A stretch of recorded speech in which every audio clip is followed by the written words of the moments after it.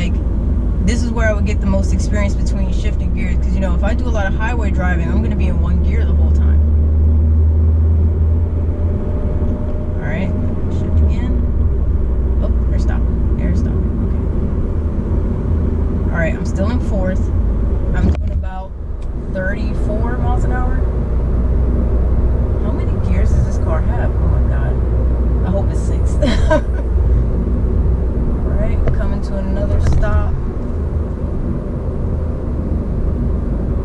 This is easy just because I don't have to work my left foot. Now, once my left foot gets involved and I have to do all of this, yeah, that's different. But this is just getting a feel for the gears. But this Mazda is, I mean, you know, it has decent torque. It's not much horsepower, of course. But my issue is when I'll be on the highway and say, for instance, I don't know, I'll be in a certain gear getting on the highway, and when I need to speed up, you really have to put your foot down in this car for it to drop a gear and go faster. And I'm like, I shouldn't have to work that hard. Let me shift one more time, be in 5th gear. Okay, there we go. I was starting to get close to 2,500 RPM, so anyway, I felt like I shouldn't have to work that hard to get this car to go a little bit faster. And I'm just like, if I'm in manual mode, I can shift whenever I want. So, yeah, because once I put my foot down, this car is like, oh, you're trying to go, and then it'll kind of go, and then I really have to push it, and then it drops like 1 or 2 gears, and then it's like, the engine is like screaming, trying to do all this work. So, I don't know, I feel like I should just drive this car in manual mode, period. All right, they're stopping up here. We drop a couple gears. Wow, wait a minute, why did this... Okay, it just jumped from 5 to 3. I don't think I hit it twice. Didn't know I was stopping. Ooh, yellow Corvette. Let me upshift. Okay. Y'all see the Corvette? I don't know if y'all can. I'm sorry if I don't have the camera angle to where you can see the Corvette. Okay. So I'm back in 1st gear, waiting for this traffic to move. So far, you know, I think I'm doing okay. If there's any tips that you guys have for me while driving in manual mode, feel free to leave them in the comment section. Please be as nice as possible about it. And you know, this is something that I feel like everybody should learn how to do. The first time I learned or practiced driving manual was it was on my boyfriend's 2008 Mustang, and I had such a hard time because I'm 5'2", so I'm really short, and I had an issue reaching the clutch pedal, because with that Mustang you had to put the clutch pedal like all the way to the floor to get it to do anything. So I had trouble reaching it, and it was just a very, very stiff clutch pedal. So that was my main issue that I had. So when I learned, I kind of gave up after that, because I was like, this is just, it's too frustrating. I'm not worried about it right now.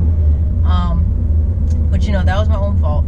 So I want to try again, and especially when I'm doing these car reviews, you know, if somebody has a really nice and rare car that I want to review, and I can't drive it because it's in manual, then you know, that's fault on my part. So this is why I really want this kick to learn it. But like I said, it's always a good skill to learn. Sadly, it's a dying skill, because you know, not too many cars are being made in manual anymore. Because my theory is, you never know, if you're at a party or you're at somebody's house and somebody is, let's say, not capable of driving anymore, and if they have a manual car and you're, you know, good to go, and you want to drive them home and you can't because you don't know how to drive manual. So I'm just like, that would be an unfortunate handicap. So yeah, I just think it's a really good skill to have, and I can see why, you know, people give a lot of props for the guys and girls that do know how to drive manual. Both my parents know how to drive manual. I just don't know. They both know how to drive manual, but unfortunately we don't have a vehicle that I could practice on at this time. And I'm definitely not trying to go up to a dealership or a used car lot and be like, hey, let me borrow this little, I don't know, Scion TC or something like that. Let me practice on that. Just bust through these gears or something. So I'll be looking for, I don't know, some kind of inexpensive vehicle that I could practice on, or if somebody's nice enough to let me borrow their car for a couple hours a week or something, just so I can, you know, get the feel for it. But that's why I'm trying to get as much pre-practice in as possible with this manual mode. I might start doing the same thing in my Tiburon. Wow, first gear is really short. I had no idea. Oh, dang, now I'm at a light. Downshift.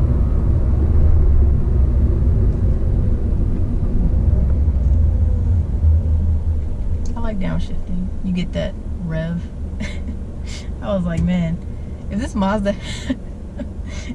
has some straight pipes, downshift would sound pretty good. Ooh, it's got a shaker hood. Okay. But yeah, I think I'm slowly starting to get the feel of this, getting the feel of the gears and everything. So it's better performance-wise to ride in manual mode versus the automatic mode, just because you can tell the car what you want it to do at whatever time. So if I want to speed up and if I need to drop a gear, I can do that, because the Mazda takes way too long to drop gears if I need to go fast like now. So I don't know, I like it. I like driving in manual mode. So I'm still in 4th. I just dropped down to 20. Is that okay for me to stay in 4th, or should I have dropped it down to 3rd or 2nd? Because like I said, I dropped down to 20 miles an hour. I'm not sure. Oh, this traffic. Okay, and now I'm in the intersection. Awesome. Can you guys move up, please? Please? Please? I'm right in the intersection. Oh God, the light's turning. Okay, I'm moving up. I'm moving up. Wait a minute.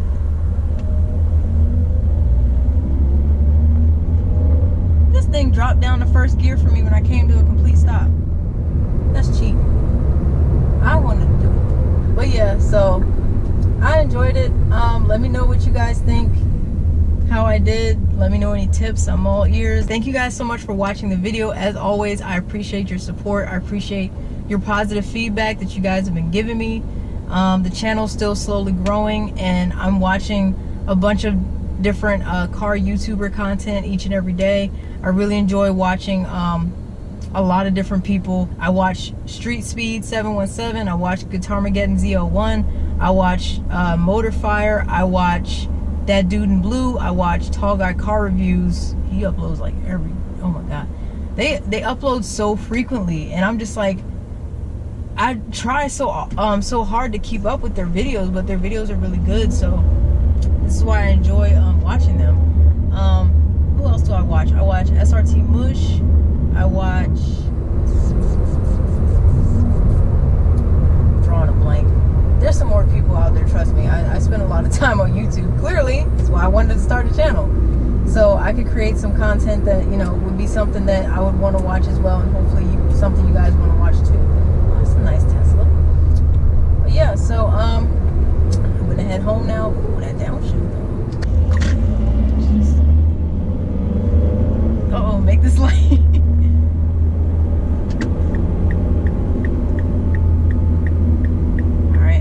In second right now. I hear the engine telling me, "Oh, when are you gonna shift?" I'm getting there. Okay, I should.